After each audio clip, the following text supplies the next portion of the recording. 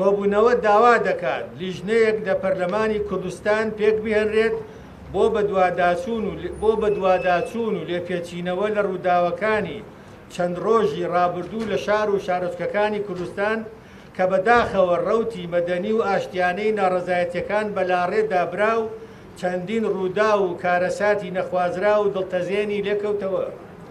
ئەم لیژنەیە کاری جدی بکات بۆ ئازادکردنی بە پەلەی دەستگیرکراوە بێتاوانەکان و ئاشکراکردنی ئەو دەست و کەسانەی ئاڕاستەی خۆپیشاندەرەکانی بەرەو توندوتیژی بردووە و لێپێچینەوەیان بەپێی یاسا و لەلایەن دادگاوە لەگەڵ بکرێت. هەروەک کۆبوونەوە داوا دەکات حکومەت بە خێرایی وەڵامی داواڕەواکانی خۆپیشاندەران بداتەوە بە دابینکردنی موچە لە کاتی خۆیدا و باشکردنی باری بژێوی و خزمەتگوزاریەکان بە شێوەیەکی گشتی. سەبارەت بە هەڵوێستی یەکگرتووی ئیسلامی کوردستان لە پرسی کشانەوەی لە حکومەت کۆبوونەوە بە پێویستی زانی لەو بارەیەوە یەکگرتوو هەڵوێست لە بەرژەوەندی باشکردنی بژێوی هاوڵاتیان وەربگرێ و بیبەستێتەوە بەو مەسەلەیەوە.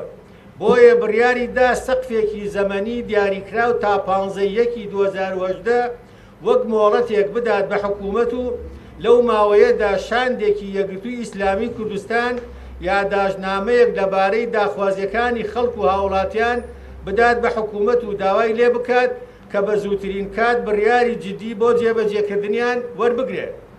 لە حاڵەتی بەدەمەوە نەهاتنی حکومەت لەو بارەیەوە و دوای تەواوبوونی مۆڵەتەکە یەکگرتووی ئیسلامی کوردستان بڕیاری یەکلاکەرەوە دەدات.